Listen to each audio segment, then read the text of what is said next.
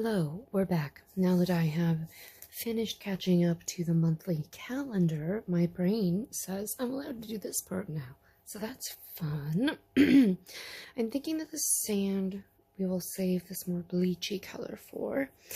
And I need the good skizzers. Where are my good skizzers? These are my good grandma scissors. Are these for gingers? Yes, they're the grandma gingers. Thanks, Grandma. R.I.P. Wish your family had not been so shitty to you and let you just quilt until you were happy. Alright, so I'm going to take a little paper plate here, and what I like to do is run the edge of the fabric through the fabric fusion. Unless I want it to fray in this case, I don't want my rocks to be frayed just at this time. Not Freya, just frayed. Fray-ed. And then good scissors, yep. And we want it to go from lighter to darker. And we want to be coming this way. And then we can layer. Ah! Oh, well, that was, well, we don't need that. That's fine. Yeah, I'm thinking there. Let's see. Thinking here. And I'm thinking. And then I want it to end here. So mark that. And then it's kind of, let's see, have it diving down about there. Not hating that. And then we'll dive over here. Because the more pieces I add, the more kind of like visual ledges I shall have. Yes, I like that. Can you see it with my outline? It's vaguely there. All right, we'll save that, I guess. And then I'm going to take this, and then I literally just draw the edge of the fabric through the edge of the glue pile, and it leaves barely any, but just enough to make it not a real pain in the rumpus if you're trying to keep your edges crisp. My grandma would be horrified, by the way. Appalled. The woman was one of the more talented quilt piecers and color selectors I've ever seen, despite having a very unnoticed talent. Alright, and then if I just lay it where I intend for it to go, that little tiny bit of extra glue around the edges will kind of hold it in place for when I come back with some threads. So I think I will layer a couple of these on. I want to get at least up to here so that at least in this video I can work on this one that's going to be more like dimensional and poofy. So let me cut out a few more pieces here. I'm going to do it sped up to music because otherwise I will start rambling about something that no one should hear about. All right, let's do it.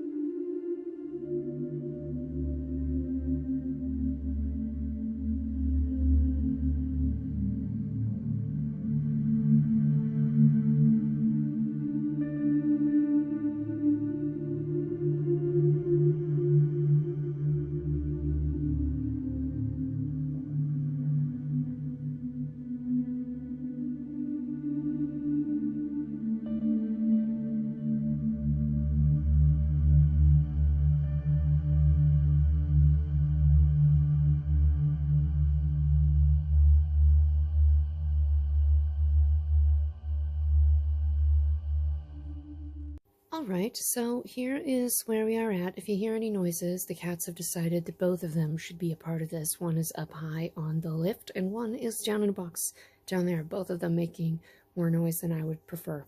Anyway, I don't want to overcommit to any particular thing other than having the lightest colors up high, darker colors down low, and having the light stitches go the direction of the light, at least on this feature area.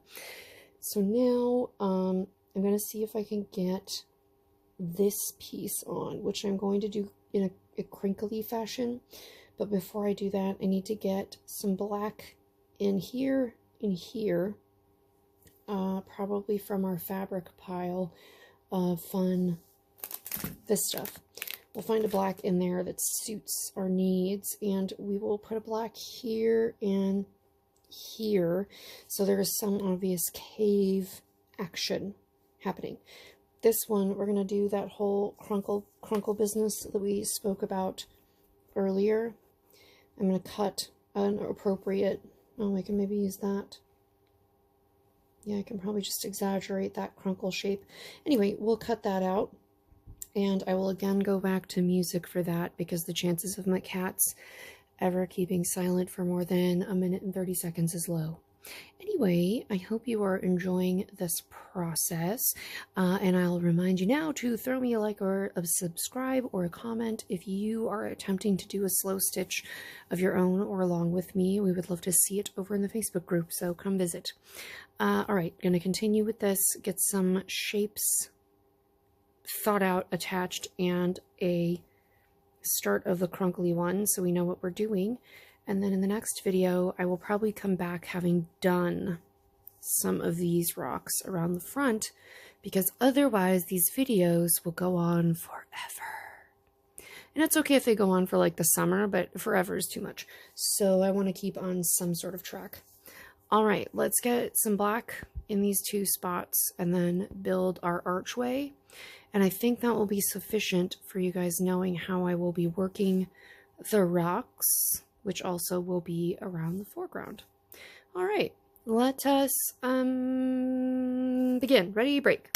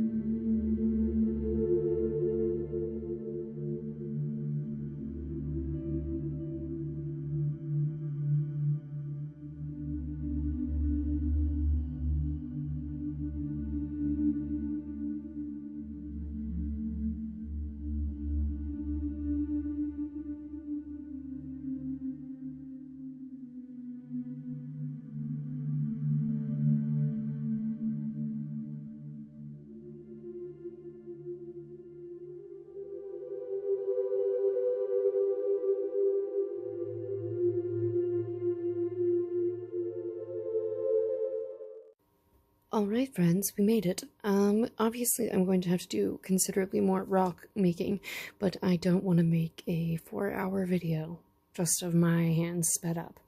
I did find some Kutch dyed silk for another stone color. The Kutch dyed cotton is a different color family, and I really liked how this stiff fiber, I now have little shelves that I stitched in that I can now put little future plants on, or some sort of 3D thing. I have some ideas. I saw some very wild indigenous, like Indian embroidery stitches where you like wrap things around a little pencil and stuff. It's a lot, but I think it'll be fun. If you enjoyed having me stitch more in the video, let me know in the comments. But I hope you will tune in next time. There will be more rocks all around the front here, and we will hopefully be ready to learn some sort of new stitches together to try them out. Should be fun. I look forward to doing that, and I hope to see you in the next one. Bye!